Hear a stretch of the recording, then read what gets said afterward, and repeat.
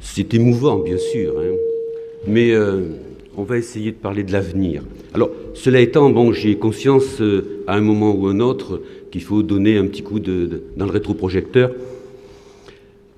Pour dire les choses très rapidement, le CLEMI, bien sûr, a existé dès 81, mais il a existé parce que depuis des décennies, depuis 1850, on trouve des traces très précises de journalistes, d'enseignants qui se disaient « mais c'est pas possible, il faut que l'actualité rentre à l'école ». Et des associations de presse, des journalistes, des enseignants, des mouvements pédagogiques ont tout fait pour que petit à petit émerge une institution. Alors comme j'ai très peu de temps, que j'ai plutôt envie de vous entendre et de parler de l'avenir, quand j'ai très peu de temps, finalement, je me rappelle, en termes d'anecdote, un moment que j'ai vécu qui était assez particulier. C'était en juin 1981, et j'étais reçu à ma demande par le conseiller du président de la République, Robert Chiramy, et je lui ai exposé ce que j'espérais, ce que j'avais en tête. Et il m'a dit c'est bien, vous écrivez 20 lignes, parce que de toute façon, le président ne lira pas plus de 20 lignes, et s'il marque oui, vous rencontrez le ministre de l'Éducation. Voilà, 20 lignes. Donc c'est à peu près comme aujourd'hui, 3 minutes, 5 minutes. Quoi dire? Il me semble que la première chose que je ressentais, c'est que le CLEMI, c'est une mission de service public. Dès l'instant où on parle des médias, dès l'instant où on parle finalement de l'avenir d'une démocratie, l'école doit avoir une mission. Ça veut dire très précisément aussi d'avoir un budget, avec tout ce que cela comporte. C'était la première idée, 2 lignes. La seconde idée, c'est que ça ne pouvait pas se faire sans les journalistes, sans les directeurs de journaux, sans les syndicalistes, sans les parents d'élèves, sans toute la communauté éducative. Mais évidemment, en premier lieu, la presse. Parce qu'on parlait à l'époque de la presse à l'école. Puis le troisième point, c'était finalement, je pensais, pour avoir fréquenté beaucoup, notamment le mouvement Freinet, je pensais à tout ce qui existait comme journaux scolaires, comme journaux lycéens, et à quel point c'était passionnant de les lire. Et je me disais, mais c'est pas possible que les adolescents, les enfants, les élèves, c'est pas possible qu'ils ne soient pas partie prenante.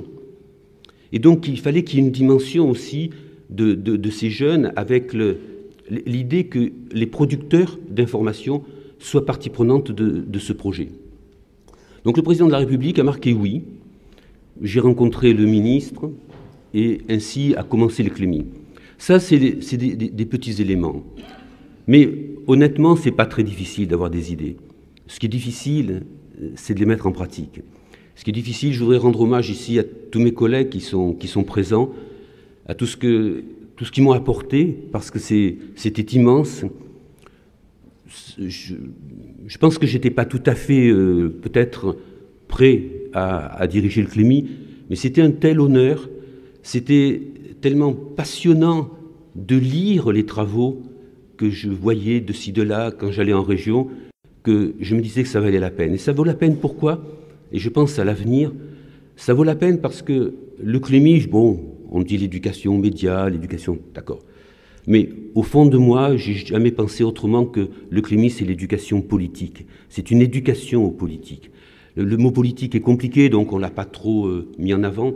C'est d'abord une éducation à l'actualité, et donc ça permet de partir d'aujourd'hui, de l'actuel, pour aller vers l'inactuel, pour aller vers le fondamental.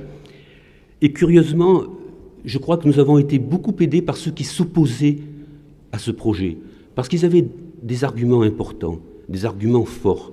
Par exemple, justement dire, mais est-ce que d'introduire l'actualité, d'introduire le bruit du monde, c'est pas une façon finalement de rompre pour un enfant, pour un adolescent, son travail personnel qui est de le découvrir, et il le découvre avec violence.